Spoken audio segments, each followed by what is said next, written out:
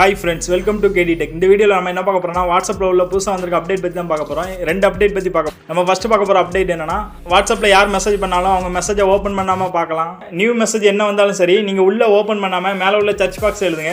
மேல உள்ள search box எடுத்துட்டு அவங்க கான்டாக்ட் நேம் போட்டா போதும். யார்கிட்ட இருந்து மெசேஜ் வந்திருக்கோ அவங்க கான்டாக்ட் நேம் மட்டும் நீங்க வந்து இதுல சர்ச் கொடுங்க. இப்போ சர்ச் கொடுத்தோன்னா அவங்க வந்துட்டு அவங்க நம்பரோட அவங்க லாஸ்ட்டாக என்ன மெசேஜ் பண்ணியிருக்காங்க, என்ன டைமிங்கில் பண்ணியிருக்காங்க, அதே மாதிரி லைனாக வந்துடும். நீங்கள் வந்து மெசேஜை ஓப்பன் பண்ணி பார்க்கணுன்னு தேவையில்லை.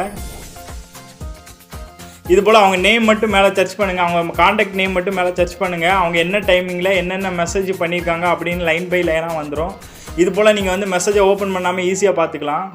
நம்ம நார்மலாக எல்லாருமே யூஸ் பண்ணுறது என்னென்னா வாட்ஸ்அப்பில் வந்துட்டு மேலே 3 டாட் கிளிக் பண்ணுங்கள். 3 டாட் கிளிக் பண்ணிட்டு செட்டிங்ஸ் ஆப்ஷன் போங்க. ஆப்ஷன் போனீங்கன்னா இதில் ப்ரைவேசின்னு ஒரு ஆப்ஷன் இருக்கும். அதில் வந்து ரீடு ரிசிப்ட்னு ஒரு ஆப்ஷன் இருக்கும். இது எல்லாருமே ஆன் பண்ணி வச்சுருப்பீங்க.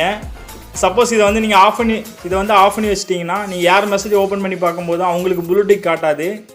இதில் என்ன ப்ராப்ளம்னா நீங்கள் யாருக்குன்னா மெசேஜ் பண்ணும்போது உங்கள் மெசேஜ் அவங்க பார்த்தாலும் உங்களுக்கு ப்ளூ டிக் காட்டாது.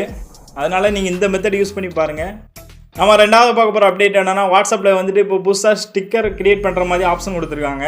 உங்களோட வாட்ஸ்அப்பில் யார் கனெக்டாக எடுத்துகிட்டு நீங்கள் டயல் பேடை ஓப்பன் பண்ணுங்கள். ஓப்பன் பண்ணிங்கன்னா இதில் வந்துட்டு எமோஜி ஆப்ஷன் இருக்கும், அதை கிளிக் பண்ணுங்கள். அதை கிளிக் பண்ணிங்கன்னா இதில் வந்துட்டு எமோஜி ஆப்ஷன் இருக்கும், அதையும் கிளிக் பண்ணுங்கள். அதை கிளிக் பண்ணிங்கன்னா இதில் வந்துட்டு கிரியேட்னு ஒரு ஆப்ஷன் இருக்கும்.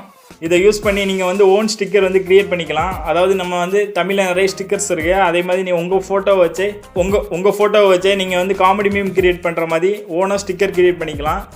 இனிமேல் உங்கள் ஃப்ரெண்ட்ஸோட இப்படி ஓனாக ஸ்டிக்கர் கிரியேட் பண்ணி நீங்கள் சேட் பண்ணலாம். இது போல் வாட்ஸ்அப்பில் நம்ம நிறைய ட்ரிக்ஸ் போட்டிருக்கோம். அதேமாதிரி மொபைல் ட்ரிக்ஸ் பற்றி நிறைய வீடியோஸ் போட்டிருக்கோம். அந்த வீடியோலாம் பாருங்கள், கண்டிப்பாக உங்களுக்கு பிடிக்கும். இந்த வீடியோ பிடிச்சிருந்தா நம்ம சேனலை சப்ஸ்கிரைப் பண்ணுங்கள், பெல் பட்டனை கிளிக் பண்ணுங்கள். Thank you friends.